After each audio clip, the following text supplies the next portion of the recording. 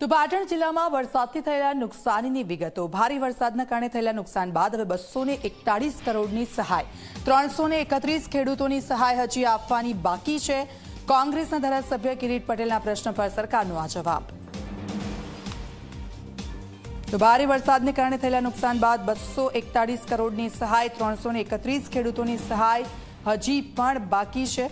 ધારાસભ્ય કિરીટ પટેલનો આ પ્રશ્ન હતો અને તેની સામે સરકારે જવાબ આપ્યો છે। તો પાટણ જિલ્લામાં વરસાદથી થયેલા નુકસાનની વિગતો છે તે રજૂ કરવામાં આવી હતી। ભારે વરસાદને કારણે થયેલા નુકસાની બાદ 241 કરોડની સહાય ચૂકવવામાં આવી હતી, પરંતુ હજી કેટલાય ખેડૂતો છે તેનાથી વંચિત રહી ગયા છે।